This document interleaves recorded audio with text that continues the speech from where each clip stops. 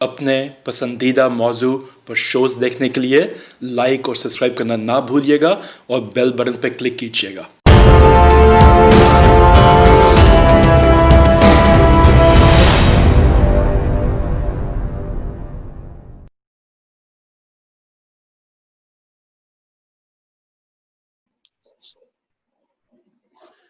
अस्सलाम वालेकुम।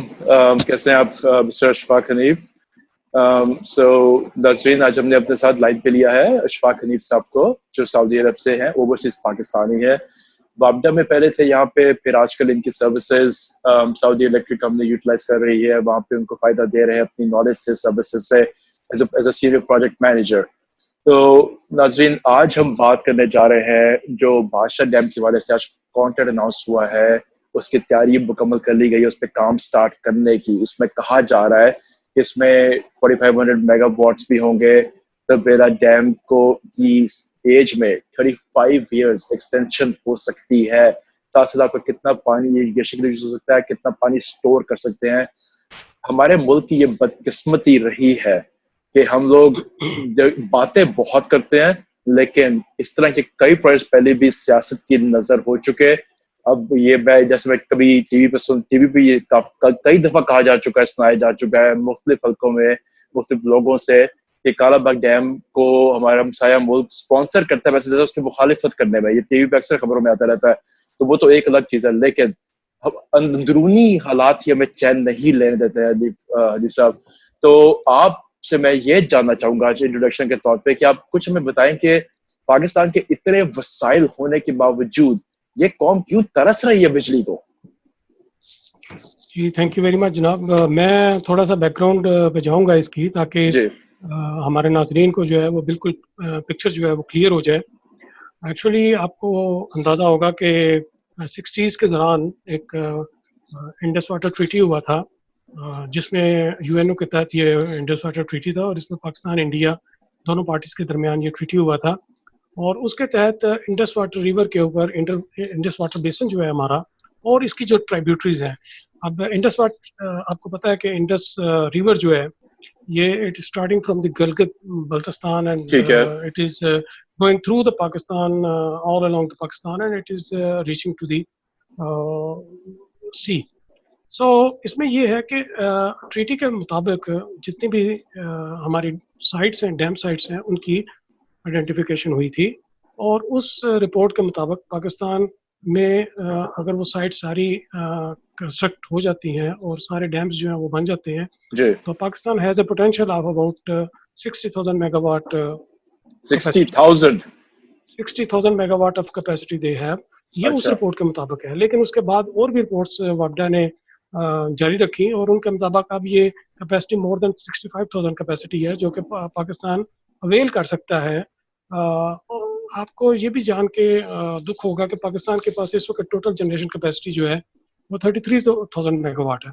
अच्छा। और वो भी 33,000 मेगावाट जनरेशन कैपेसिटी है, यानी इंस्टॉल्ड कैपेसिटी है। इतनी जनरेट नहीं होती। उसमें से हो कितना रहा 100%।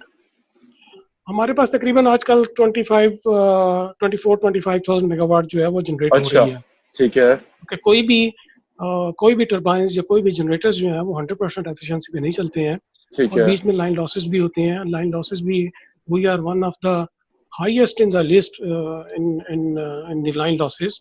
और हमारे पास जो लाइन लॉसेस हैं वो तकरीबन 25% के करीब लाइन लॉसेस हैं।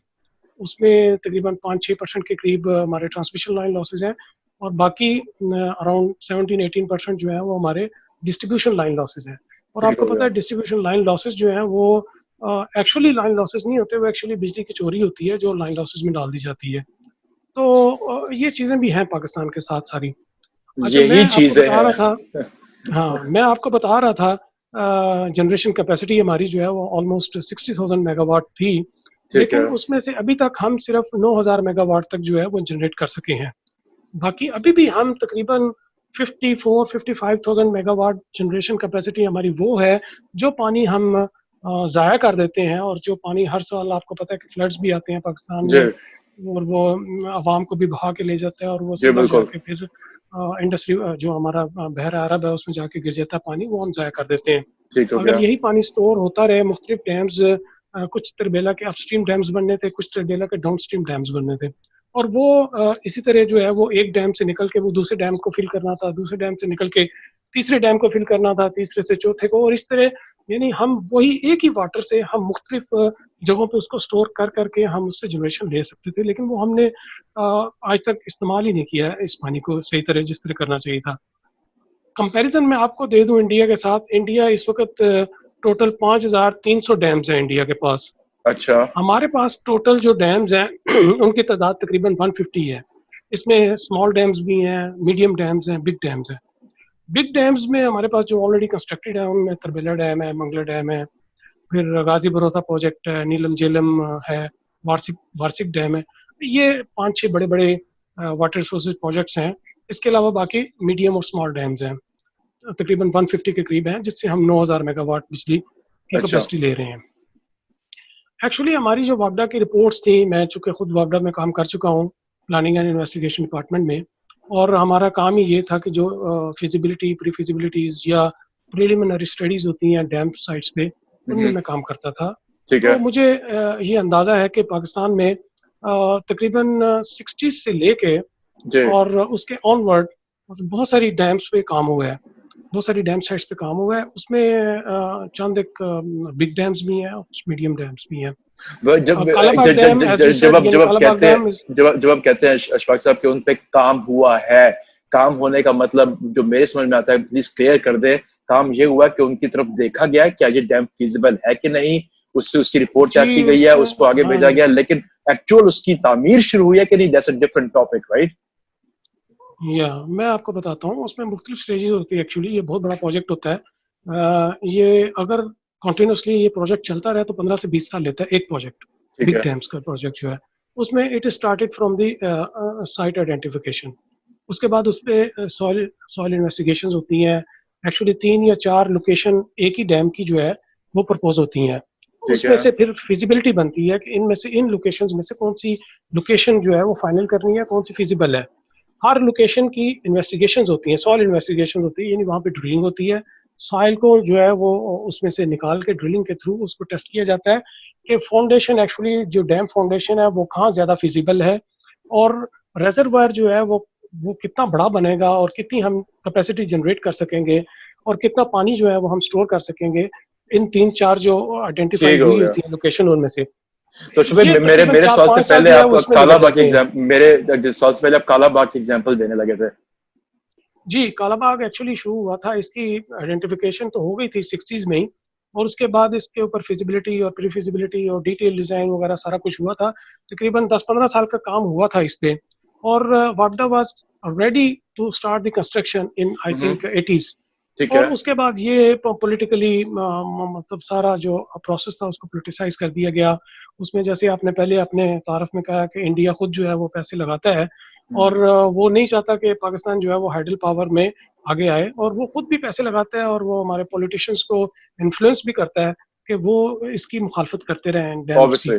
और कालाबाग डैम की जो है वो आपको पता है कि कितनी मुखालफत हुई, और वो फिर आज तक भी वो जो है वो इतना पोलिटिसाइज हो गया कि उसको हम स्टार्ट नहीं कर सके कंस्ट्रक्शन उसकी। ठीक हो गया। उसके बाद ये भाषा डैम था, भाषा डैम में भी जो है इसकी भी 90s में स्टार्ट हो गई थी एक्चुअली इसकी आइडेंटिफिकेशन और इस पे रिपोर्टिंग।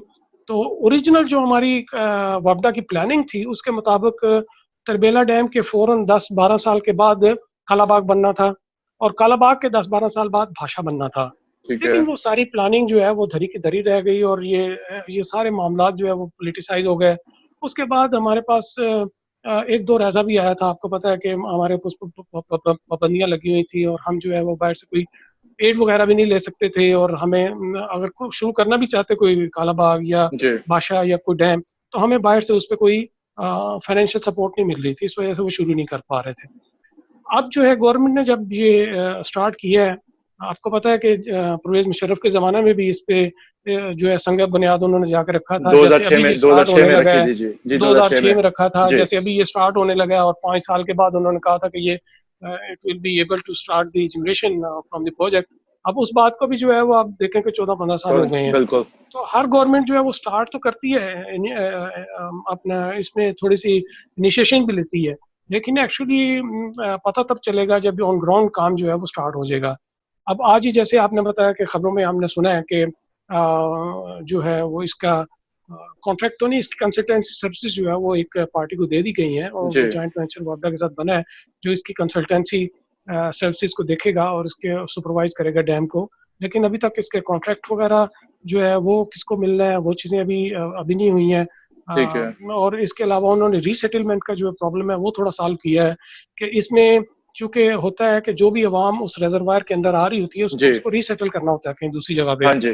तो वो रीसेटलमेंट प्रॉब्लम जो है वो किसी हद तक सॉल्व कर ली है वापडा ने और उनको एक जगह जो है वो मिल गई है जहाँ पे वो कॉलोनी बनाएंगे, रीसेटलमेंट कॉलोनी बनाएंगे। उसके बाद इनिशियल एस्टिमेट तो ये था इशफाक साहब कि जब ये पूरा उन्होंने जो मेरी स्टडी के मुताबिक शो करता है कि तकरीबन 28,000 लोग डिस्प्लेस हो रहे थे जब इन्होंने इसकी फिजिबिलिटी तैयार करनी शुरू की थी। तो वो ये सारी के सारी हैंडल कर चुके हैं या उसमें से कुछ है अभी जो इन्हें हैंडल करना है? नहीं, मेरी जो इन्फॉर्मेशन है उसके मुताबिक ये है कि इन्होंने कंप्लीट कर ली है वो सारा सर्वे। जितने भी लोग इफेक्टिव हैं उनके लिए पूरी जमीन इनको मिल गई है और वो गिलगित बल्तिस्तान की गवर्नमेंट ने जो है वो एक जगह पे इनको कंप्लीट वो लैंड जो है वो ऑफर कर दी है और वो इस पे जो कॉलोनी जो है वो बनाने जा रहे हैं और उनको जो है वो वहाँ पे रीसेटल किया जाएगा। ये चीजें तो सॉल्व हो गई हैं। अच्छा, हम अब आते हैं एक और भी डैम है जो महमद डैम है, वो भी इसके साथ जो बनना था। बिल्कुल। ये दो डैम थे जो गवर्नमेंट चाह रही थी कि स्टार्ट करें, एक महमद डैम और एक भाषा डैम। अभी दियामिर भाषा डैम से तो हम 4,800 के करीब जो जनरेशन कैपेसिटी इसकी होगी और जो महमद डैम है उससे 800 मेगावाट जनरेशन कैपेसिटी हमारी होगी। 800 वाट। लेकिन जो महमद डैम है वो ज्यादातर उसमें जनरेशन कैपेसिटी तो उसकी बहुत ज्यादा नहीं है, लेकिन वो ये है कि वो ज्यादातर फ्लड मिटिगेशन और इरिगेशन के लिए इस्तेमाल होगा क्योंकि वो बनना है स्वात रिवर के ऊपर। दियामिर भाषा डैम बनना है ये इंडस रिवर के ऊपर। ठीक है। इंडस रिवर के ऊपर और जो महमद डैम है वो स्वात रिवर के ऊपर बनना है। तो काबुल और स्वात जो है वो ज्वाइन करते हैं before joining the Indus river. ठीक है। स्वात रिवर जो है वो आगे जाके इंडस रिवर को ज्वाइन करता है। ठीक है। तो इसमें मसला ये था कि इंडस रिवर में जब फ्लड आता है तो वो एकदम से इतना ज्यादा फ्लड आता है कि बहुत ज्यादा वो जो है ना अवाम को नुकसान पहुंचाता है। तो ये जो डैम बनना था ये बनना इसलिए था कि ये फ्लड मिटिगेशन इसका मेन पर्पस था ताकि जो स्वात से फ्लड आ रहा है उसको ये रोक ले डैम के अंदर और ये पीक्स जो है ना वो दोनों मिल ना पाए, इंडस रिवर की पीक और स्वात रिवर की पीक दोनों मिल ना पाए। ठीक हो गया। उससे ये होना था कि जो फ्लड है वो उसकी इंटेंसिटी थोड़ी कम हो जानी थी। तो इसका मेन पर्पस ये है। और आपको पता है कि डैम्स जो है वो उसके 3 पर्पस होते हैं। एक तो इरिगेशन होता है, मेजर जो है एक्चुअली इरिगेशन होता है, फ्लड मिटिगेशन होता है और बाय प्रोडक्ट जो है ना वो जनरेशन कैपेसिटी होती है उसकी या इलेक्ट्रिसिटी प्रोडक्शन होती है। तो ये 3 पर्पस होते हैं। तो दियामिर भाषा डैम जो है वो तीनों पर्पस के लिए यानी इट्स मल्टीपर्पज। जो महमद डैम है वो भी मल्टीपर्पज है लेकिन but it is mostly it is for the flood mitigation. लेकिन आप जिस तरह आप बात कर रहे हैं उससे तो मुझे ये अंदाजा होता है अशफाक साहब के हमारे मुल्क को आपने यूज तो वर्ड किया है बाय प्रोडक्ट का, लेकिन हमारे मुल्क के लिए वो तीनों ही टॉप प्रायोरिटीज है जो आपने 3 उसके फायदे बताए हैं, उसके यूजेस बताए हैं। हमारे मुल्क के लिए वो तीनों ही मतलब हमारे मुल्क पे फिट बैठते हैं, स्पेशली पावर। जी मैं बिल्कुल सही है। अच्छा, अब पावर की तरफ आए तो मैं आपको ये बताता चलूं कि पावर अभी तक हमने जैसा मैंने पहले भी अर्ज किया कि सिर्फ 9,000 मेगावाट हम ले रहे हैं जबकि हम 65,000 मेगावाट तक हाइड्रो पावर जनरेट कर सकते हैं। अभी तक हम तकरीबन 28% जो है वो of the total capacity of electricity generation we are producing it from hydro power. Remaining 62% is from thermal, 4% is from nuclear and 5% is from wind and solar. तो आप ये देखें और ये जो 62% थर्मल है ये इंतहाई महंगी बिजली है। अगर मैं आपको कॉस्ट कंपैरिजन करके बताऊं तो कॉस्ट जो है वो ये जो थर्मल जनरेशन है ये हमें तकरीबन 12 से लेके 15 रुपए तक पड़ती है पर यूनिट, क्योंकि इसमें भी मुख्तलिफ हैं, कुछ गैस टर्बाइंस हैं, कुछ high speed diesel oil turbines हैं, कुछ जो है वो कोल टर्बाइंस हैं। तो ये सारे मिलके इनका starting from 11 rupees up to 15 rupees per unit पड़ता है। जबकि अगर इसको कंपेयर करें हम हाइडल पावर के साथ तो वो हमें आज भी 2 रुपये 50 पैसे यानी 2.5 रुपये पर यूनिट जो है वो पड़ता है, जो हमारी तरबेला, मंगला और गाजीपुर। ये आप इसकी एक्चुअल कॉस्ट बता रहे हैं या वो कॉस्ट बता रहे हैं जो पिछले जो जो जो जो दो खानदान, जनरेशन कॉस्ट में नहीं जो आप वो कॉस्ट नहीं बता रहे, जो दो खानदान इस मुल्क में बारियां लगा के गए हैं सदर वजीर आजम बनने की, उन्होंने जिस कॉन्ट्रैक्ट पे ये बिजली बेची है उसका जिक्र नहीं कर रहे आप, एक्चुअल कॉस्ट का जिक्र कर रहे हैं, इसमें जो लूट मार करके दिया गया कॉन्ट्रैक्ट उसका जिक्र नहीं कर रहे आप।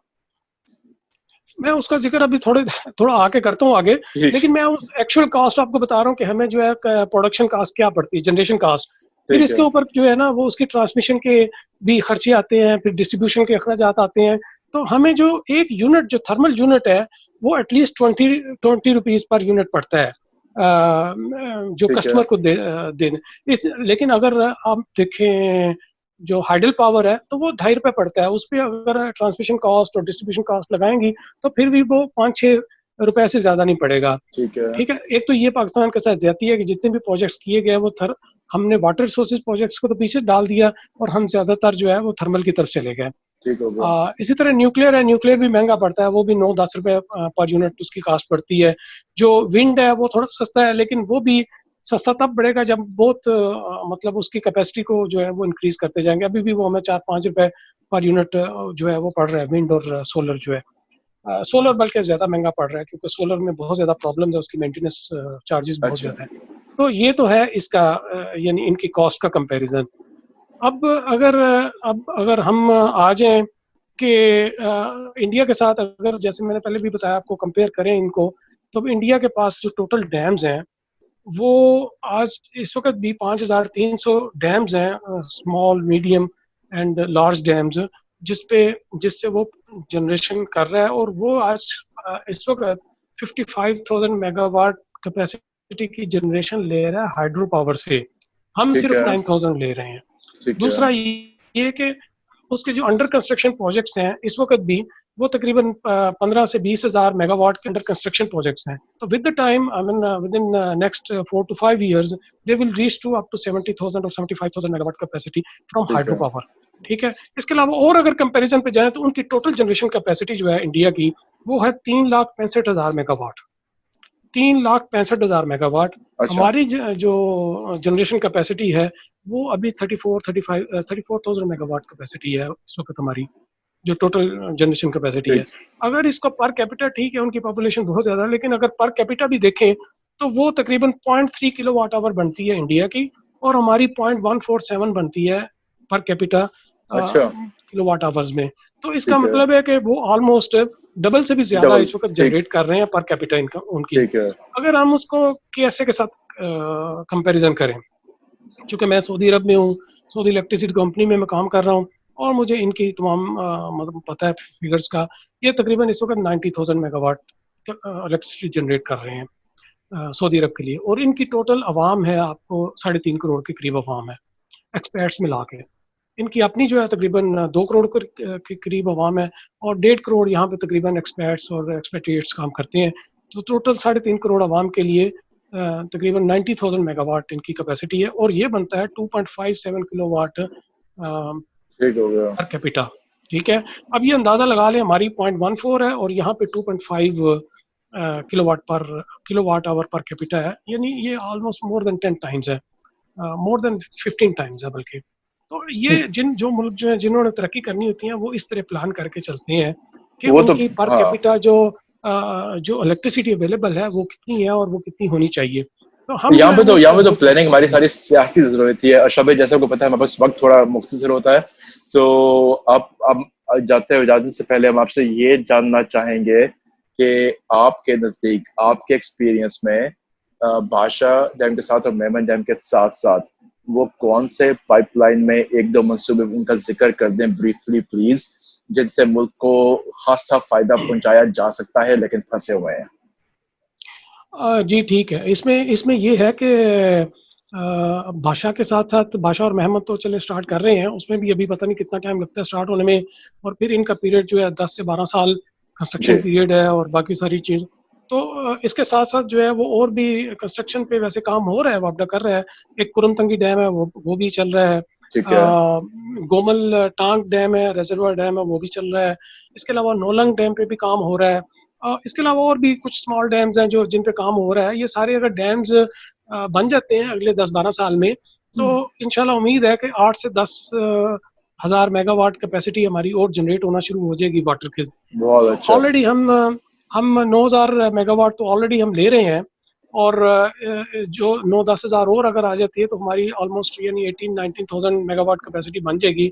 It will be almost 50% of the total generation capacity, यानी हमारी इस वक्त 28% है, ये 28% जो है वो 50% में तक जा सकती है। काफी बड़ा फर्क होगा। शुक्रिया इशफाक साहब। नाज़रीन जैसे हम सुना, हम इशफाक साहब को इंशाल्लाह दोबारा लाइन पे लेंगे। इशफाक साहब आपसे गुजारिश है कि हमारा नेक्स्ट टॉपिक जो हो, क्योंकि हमने इस बात इतनी, ये टॉपिक एज सच इतना वसी है कि हम अपनी बात खत्म नहीं कर पाते या उसमें इतना ज्यादा इंफॉर्मेशन है, लेकिन मैं चाहूंगा कि हमारे नाज़रीन के लिए आप हमें ये कुछ इसकी हिस्ट्री से भी आगाह करें अगले टॉपिक जब हम दोबारा मिले, कि इस मुल्क में लूट मार की कैसे गई है, ताकि अवाम को पता चले उनका पैसा गया कहाँ है, उनके साथ क्या खेल खेला जा रहा है, जिसके बारे में आप जैसे एक्सपीरियंस लोग तो जानते हैं लेकिन हर किसी को नहीं पता।